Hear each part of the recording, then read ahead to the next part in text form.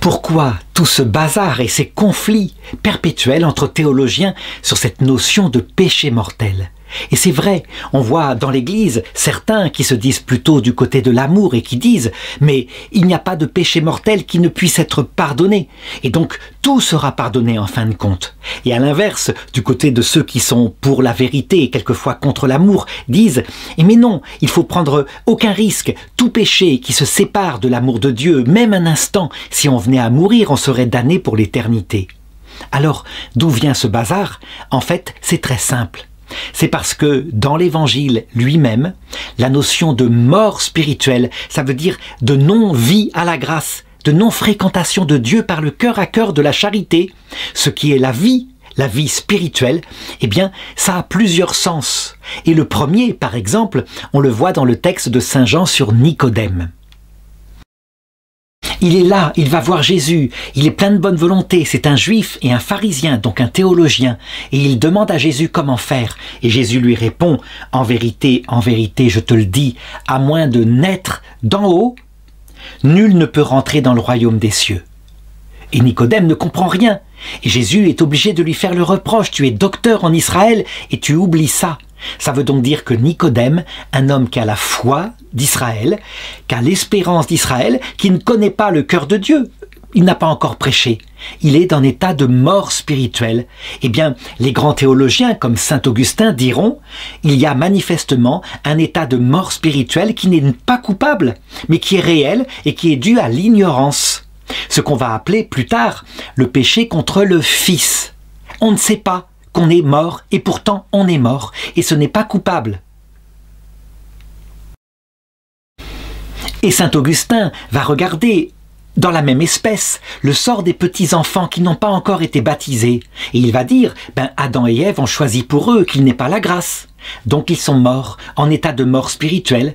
Et résultat, dit saint Augustin, s'ils arrivaient qu'ils meurent sans avoir été baptisés, ils seraient séparés de Dieu, puisqu'ils n'ont pas la grâce, ils sont arrivés après la mort, sans la grâce.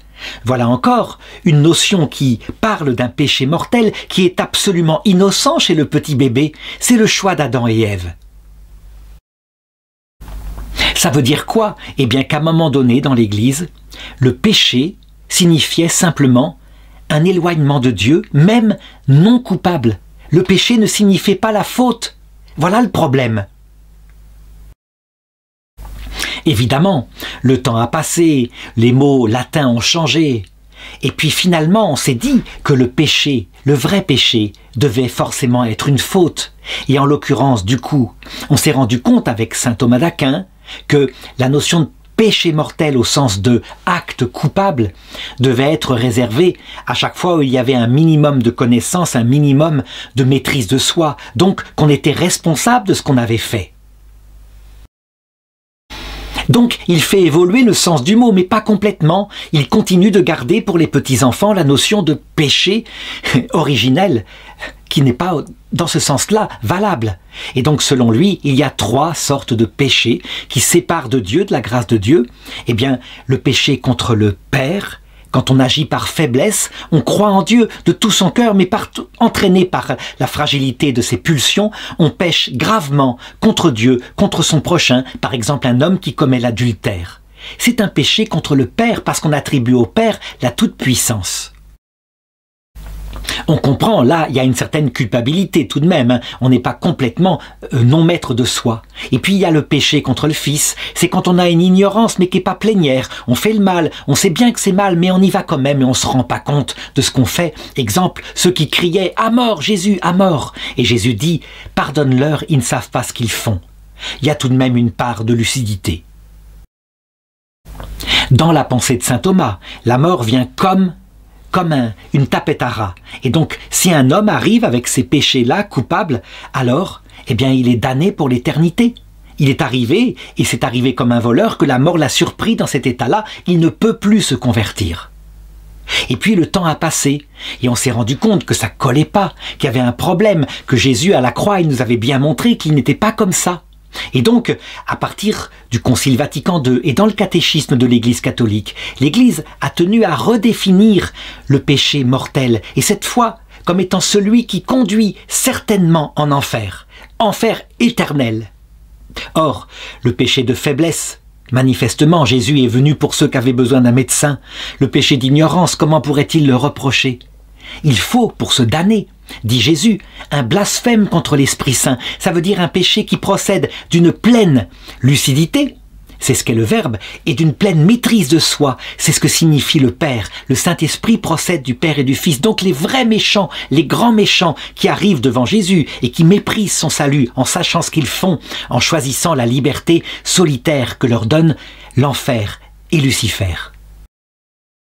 Évidemment, cette décision-là du Vatican, qui est tout de même une modification, n'annule pas les autres péchés, mais tout de même montre que mortel, qui signifierait vira en enfer éternel, c'est qu'en Matthieu chapitre 12 verset 31, donc tout péché, tout blasphème sera pardonné, soit dans ce monde, soit dans l'autre, c'est quand un blasphème contre l'Esprit Saint est commis. Et voilà où on en est, et on est dans le bazar. Il faut évidemment essayer de tout rétablir, de mettre une cohérence à tout cela, qui est assez simple finalement. Vatican II et la suite en donnent la réponse. D'abord, oui, c'est vrai, le bébé mort sans baptême n'a pas la grâce, parce que Adam et Ève l'ont refusé pour lui. C'est vrai que la personne païenne ou qui ne connaît pas le Christ n'a pas la grâce, mais c'est pas de leur faute. Nous devons tenir, dit Vatican II, qu'elle leur sera proposée. Gaudium et Spes 22.5. C'est un repère dogmatique essentiel. Ils seront donc sauvés, le salut leur sera proposé. Quant au pauvre homme, esclave de ses pulsions, qui est chrétien et qui tombe quand même, eh bien il sera un jour délivré du fomes peccati, à l'heure de la mort, et il pourra s'en repentir. Le Christ n'est pas un piège, loin de là. Celui qui se damnera donc, en conséquence, c'est celui qui transformera ses péchés, qui le mettaient sur la voie de la perdition, mais qui ne le perdait pas en eux-mêmes, mais qui obstinément maintiendra qu'il n'a pas péché jusque face au Christ, c'est le blasphème contre l'Esprit Saint. Ainsi se réalise, par cette théologie du retour du Christ à l'heure de la mort, cette prophétie du pape Benoît XII, tout homme qui arrive après la mort en état de péché mortel, autrement dit de blasphème contre l'Esprit Saint, il n'y a que ça qui reste, sera damné pour l'éternité. C'est de sa faute, c'est son choix.